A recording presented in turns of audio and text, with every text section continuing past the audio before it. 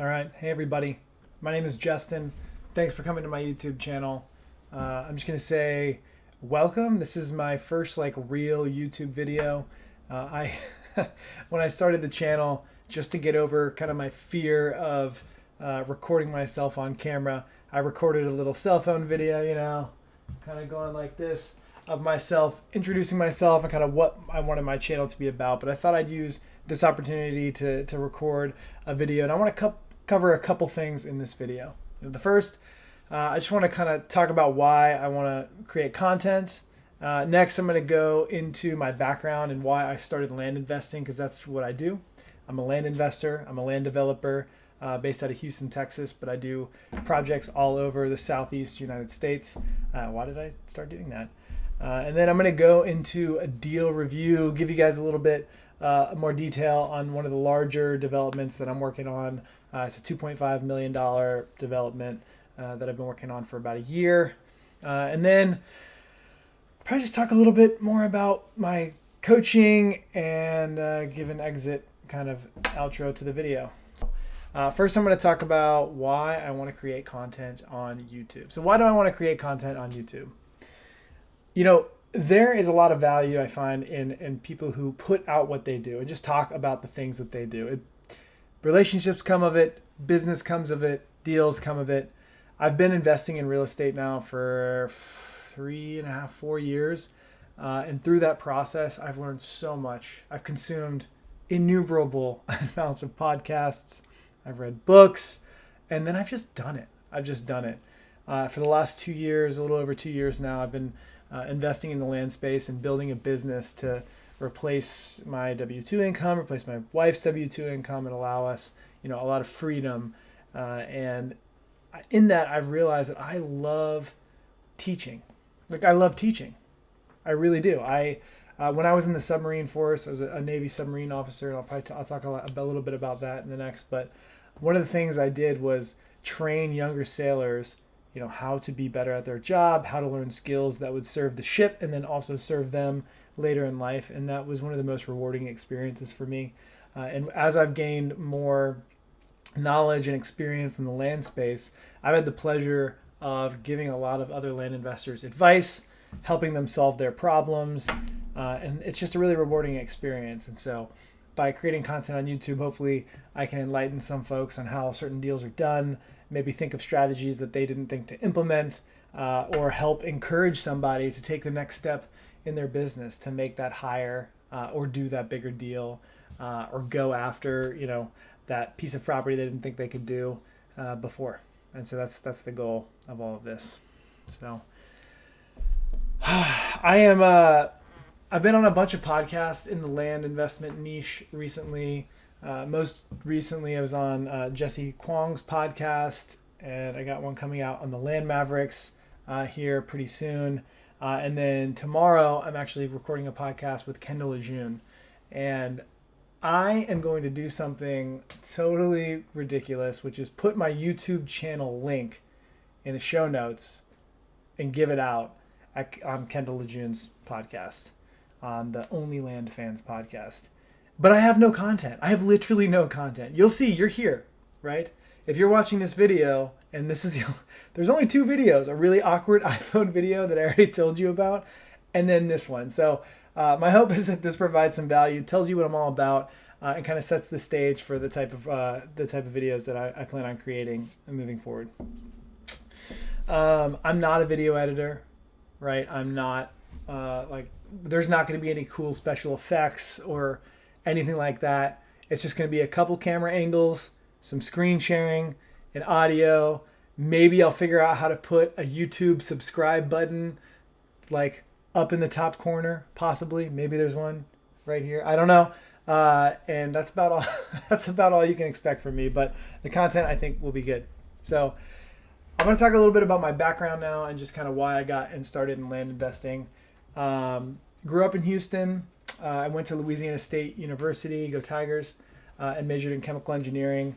While I was in college, I decided to join the Navy. So as a sophomore, I signed up for a program called NUPOC and joined the United States Navy in college. And it was a pretty sweet gig. I got paid. All I had to do was get good grades, not do drugs, and stay in reasonably good shape. And I guess stay alive, technically, until I graduated so that I could go to officer candidate school and commission as an officer in the Navy. And so that's what I did. I graduated. And then after I graduated, I went to officer candidate school in Newport, Rhode Island, commissioned as an ensign, a new officer in the Navy, and then spent a few years training, mostly in Charleston, South Carolina, at Nuclear Power School, Nuclear Prototype, which are basically just schools to train you how to, teach you nuclear theory, and then also teach you how to operate a nuclear power plant in real life and get qualified. And then when I finished those up, I got stationed out on the USS Maine up in near Seattle, Washington, on the Kitsap Peninsula. And I went on 3 deployments and a shipyard tour there from 2014 to 2017.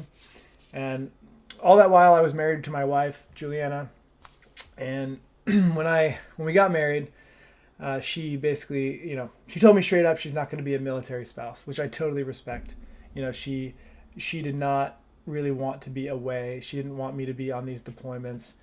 In the first 5 years of our marriage, we spent a total of 1 year actually physically living in the same place.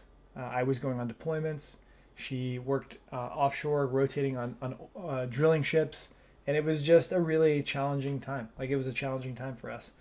And so we really valued spending time together, being together, and recognized that the Navy lifestyle of going on these long deployments, missing a lot of key critical moments with family, was not the ideal thing for just how we wanted to live. And so in 2017, we made the decision to get out of the Navy, move back to Houston, and start a family. And so at that time, I started applying for jobs. She had already worked for Chevron, and so she was working downtown Houston, and I got hired at ExxonMobil, chemical company. And I worked in the supply chain department of ExxonMobil Chemical, which was a fantastic role. I started in exports, and so I had a small team of folks, and our whole responsibility was exporting just all of the plastic, polyethylene and polypropylene, that ExxonMobil made, and exporting it to ExxonMobil warehouses globally, to our customers' warehouses. It was just a very interesting role. I learned a lot just about shipping and logistics and chemicals and big business and the way corporate life worked. Really interesting. And then I got a role at the Mont Belvieu Plastics plant as a supply chain supervisor, which is basically I had a small team of folks, 5 folks that we were responsible for ordering all the raw materials and then planning what the reactors made, what type of product, what type of plastic those reactors made. And we were the supply chain arm, so we would interface with the folks that talked to the customers essentially and figured out what the demand was, what products our customers needed. That would flow through my team of what we should order to make the right products at the right time, and then scheduling the reactors to actually make the right products at the right time. Both of those really interesting roles. But during my time at ExxonMobil, right as I got into the second role, COVID hit. And, COVID was crazy for everybody and for a whole lot of reasons. But one of the things that COVID did for us and my family was, we had a new daughter. At the time, she was 8 months old. And all of a sudden, we were working from home with no childcare. And so we got to spend so much time with her, teaching her, eating breakfast, eating lunch, eating dinner, watching her grow up, watching her take her first steps. I mean, it was just amazing to spend as much time as we got to spend. We weren't commuting. And we really just realized at that moment, wow, this is what we want our lives to be like. We want our lives to be fulfilling in the way that we can spend the time we want with our children, watch them grow up. And so, we started to return to work a little bit more. There were more in the office moments. It was totally fine. And then in 2021, my wife got pregnant with our second child, my son, Jacob. And that was like the kind of the kick in the nuts to really fire up the real estate kind of investing, find some other way of replacing the W-2 income and getting out.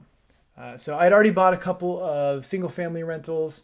I had bought a short-term rental in Asheville, North Carolina, 10-bedroom home, beautiful home that was honestly a really great buy. But I wanted something that could really generate cash. And so a friend of mine, Kyle Bryant, had been investing in land for a while and had some great success there. And so, we had been talking over the last couple of years as I was trying to wholesale houses and out in the middle of Kansas or whatever, having a little bit of success, and asked him, hey man, how do I get into this? And so he recommended me going to learn.land and talking to Clint. And that's what I did. I went and I watched those videos, got some coaching, and just scaled the business incredibly quickly. And so I started my business in September of 2021, and by March of 2022, I had lined up enough deal flow to replace my W-2 income at ExxonMobil and quit. And so I stopped working at ExxonMobil in 2022 and haven't looked back. I've just been scaling my business since then. And it was all started because I needed to spend more time with my family. The real kind of just catalyst was I was getting a new role at Exxon that was going to bring me back to the Houston campus and not the plant. I was going to have less work from home flexibility. I was just going to have to get up a little earlier, leave the house by 6:30, probably not get home till 6-ish in the evening. And I was going from spending so much time with my children to now having to hire somebody to come and wake my kids up, get them to school, and then probably pick them up from school too. And then I'd get an hour with them of dinner before bedtime. And the thought of that just was untenable. And so my wife and I had a discussion. At the time, she was getting a much more involved role at Chevron. And we had a discussion where one of us has got to do something. And since I had already started this whole thing up, it was like, okay, well, I think the decision's clear. I think the Lord is providing this for us. I'm going to start this land business full time. And in that, have the flexibility to get our kids up, bring them to school, feed them breakfast, pick them up. And that's really been an incredible blessing for me and my family. But that is why I started investing in land. I love it. Huge fan. It has its ups and downs, but mostly ups, thankfully. And so, that's a little bit more background. You might have heard that from me on a couple of podcasts, or if you've talked to me and asked me that question, I've probably told you, but that's a little bit of a concise reason of why I got into land. So now I'm going to talk about a subdivide development that I have been working on since December of 2022. It's December 2023, so this has been a year. I got it under contract back in December of 2022. It is 1 week away from being approved and listed, and I could not be more excited.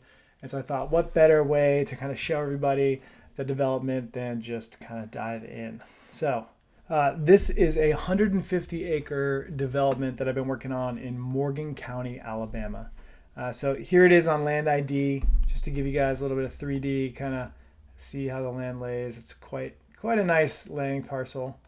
And just to give you maybe a better idea of where this thing is in relation to North Alabama, here's the development.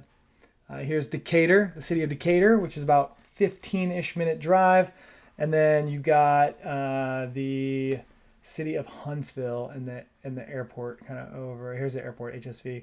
So the airport's about 30 minutes southwest of the airport and right about 40 minutes from downtown Huntsville. So it's nicely located to a huge not a huge in Alabama. I think Huntsville is the largest and fastest growing city in Alabama, but it's pretty close. A lot of population in this area, a lot of folks that are wanting a little bit more space to roam around, and this lot really, this development is going to afford people that. And so where did I find this deal? I found this deal on the MLS. This was listed on the MLS. It was 150 acres sitting on the market for $774,000. And immediately when I saw it, I was like, wow, look at this road frontage. Surrounded on 3 sides by road frontage. The reason why I thought that was fantastic is because building roads is expensive, and if you can cut developments off of the road frontage, all the more better for it. It's just easier, less capital required, etc. This is not the first design of the development, by the way, and I'll drop the name is called Mill Branch Estates. So it's about to be approved. Plat's about to be recorded in the county, and it'll go up for sale. But this is not the original cut. This is one of my first big developments, and so originally I wanted to get more smaller lots out of it, and it looked something like this. Now, if you look at this cut, you can see there's a couple of 2 acres carved out of the side, and then here I had kind of drawn building a road and a cul-de-sac and underwritten for this as well as like a second phase to the project.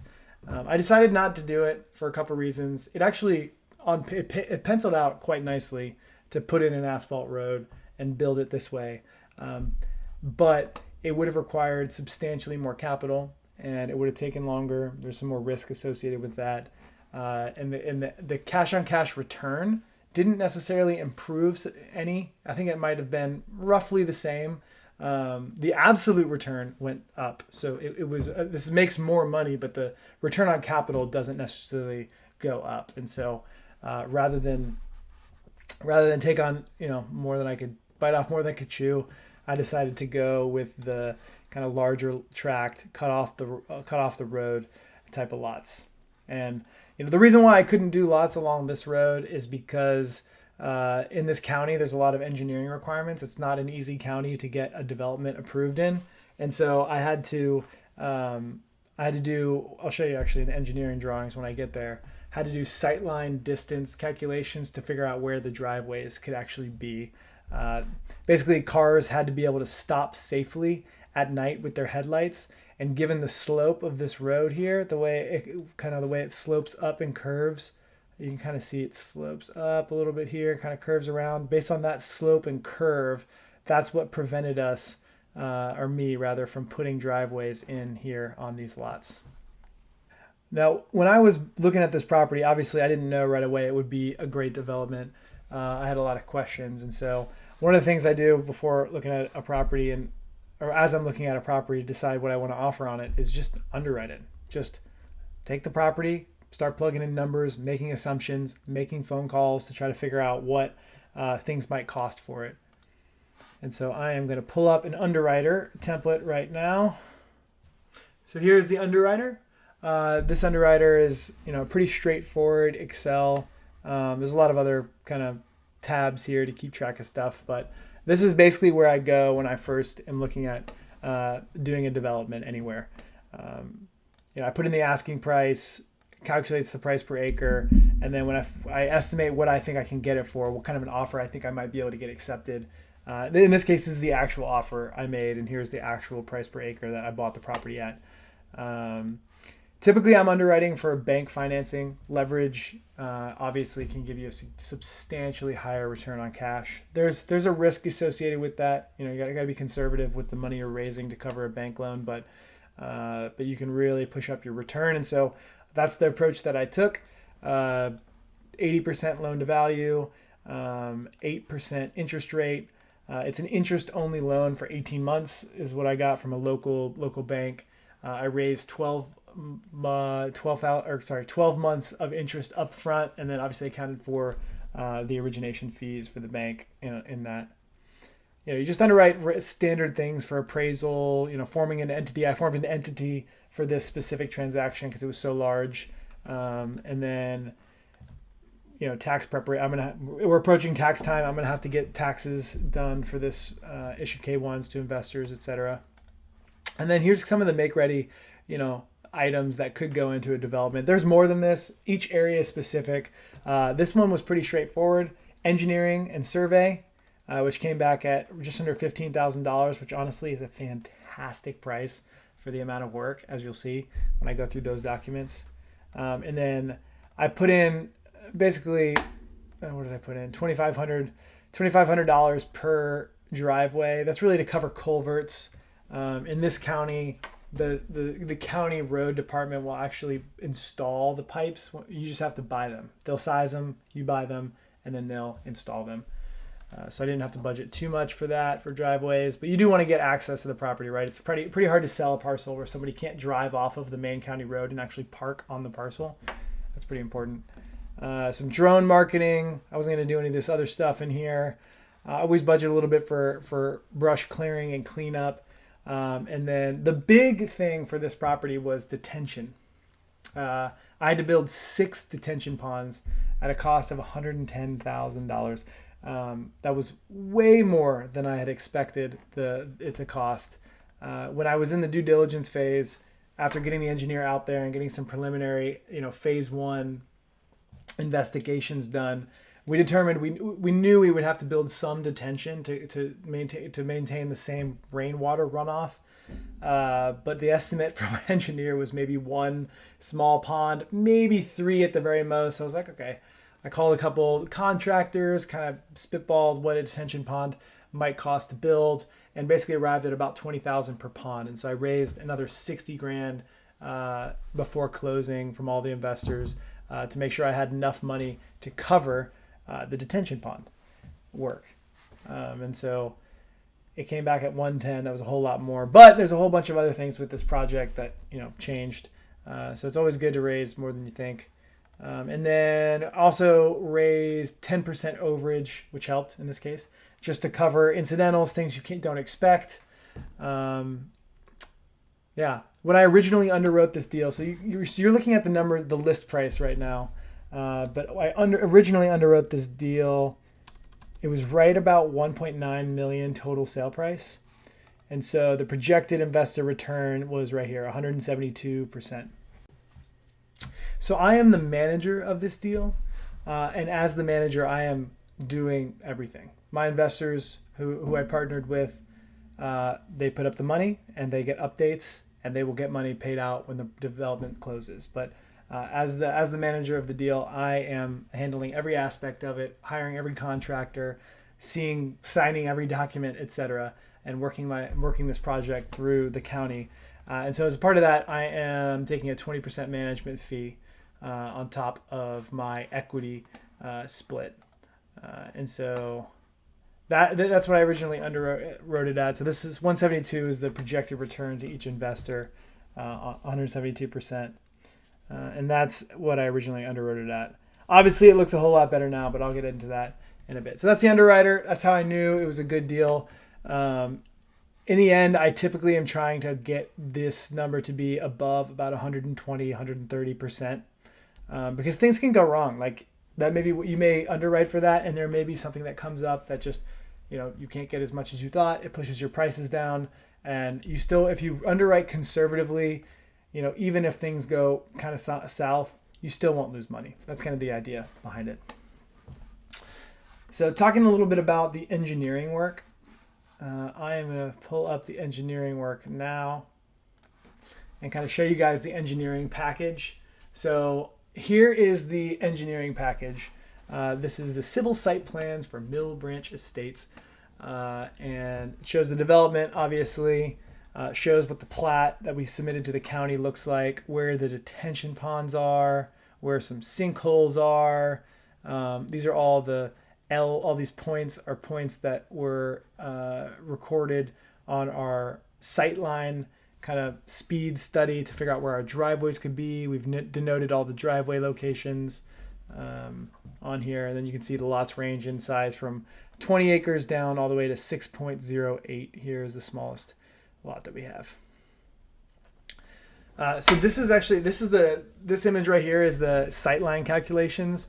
This is what the engineer had to do. We had to put out speed measuring sensors to measure how fast cars were actually traveling along the road, and that determined how long it would take for a car at night with its headlights view to stop in time if they saw somebody pulling out of a driveway. And whatever that safe stopping distance was, that's the distance apart that we had to have our driveways from whatever that line of sight point was as they came around a corner or came over elevation point.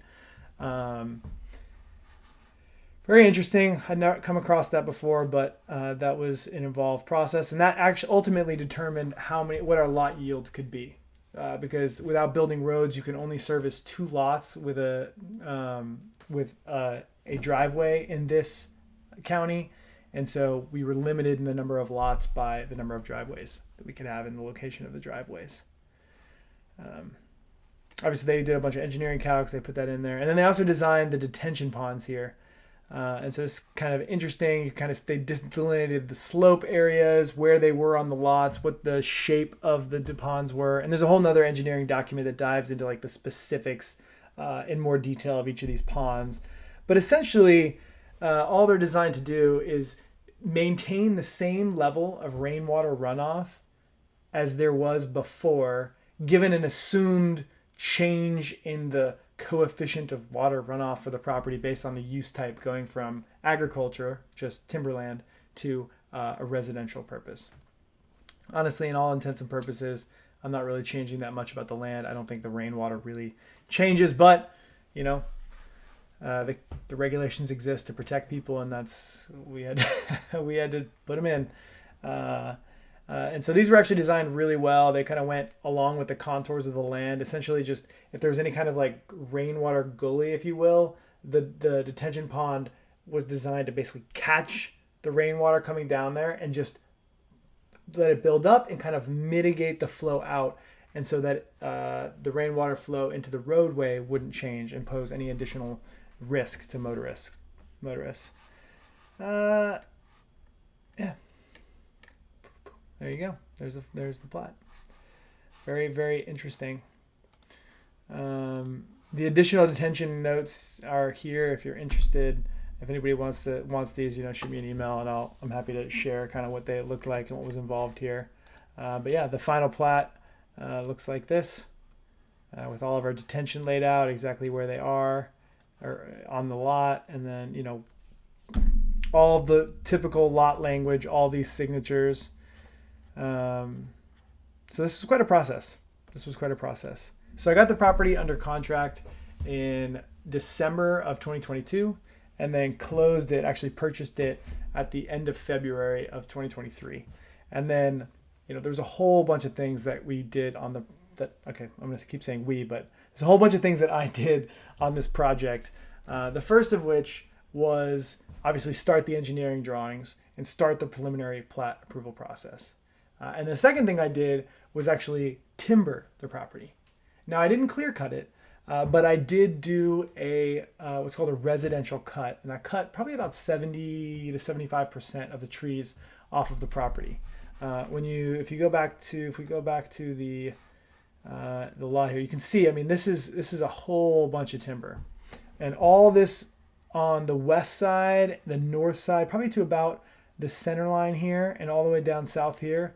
This was all pine, merchantable pine. There was a lot of pulpwood, smaller trees, brush, but this was so thick you could barely even walk through it. And frankly, it's just hard to sell a lot that you can't see through and walk through. People don't really see the lay of the land. They know it's going to be extremely expensive for them to do the clearing work. When lots get down to a certain size, it's not really worth timbering them. Really, honestly, below like 40 acres, maybe even 30, it's hard to make much, if any, money unless you got really good trees. And then here on the east side, this was all hardwoods, about like 50-ish acres of hardwoods. And so that was really some high dollar timber, beautiful timber. And so we cut maybe about 70% of the pines and about 50-ish% of the hardwoods to just open up the property, make it real nice for folks. And that actually raised $100,000 extra into the deal. And by selling that timber, I got $100,000 extra dollars. I used that money to clean up the property and go through after the timber cut and mulch and rip up the stumps and burn all of the brush piles and really just make it nice and clean. Most of the funds went to doing that, but in the end, it left me with a much more desirable product for the end buyer. Now on this lot, some interesting things.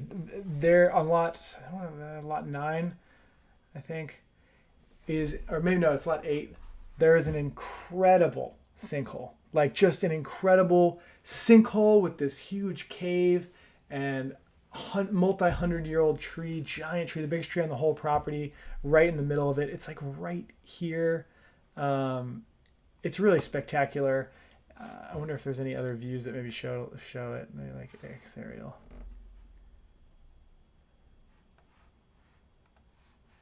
Yeah, I think it's like right in here somewhere. The sinkhole. Anyway, beautiful. really, really incredible sinkhole there. And my daughter and I actually went in it. I flew my drone. I went there. I visited this property, drove all around on a gator, flew my drone through the sinkhole, almost crashed it, but got some pretty cool footage. And my daughter got to see and run around on the property, and we just had a really good time going out and looking at it together. But I have some good memories from that. Yeah, just to talk about the return one more time, the comps here. So one of the big things about this property was when I underwrote it, I told you guys I underwrote for 1.9 million total sales price. But I just went back to my realtor because we're about to list it and said, hey, can you look up the comps on this property? And so here are the comps for the larger tract land, 15 to 20. I have a couple that are up, about 4 lots that are up in this range. And the prices have just come up.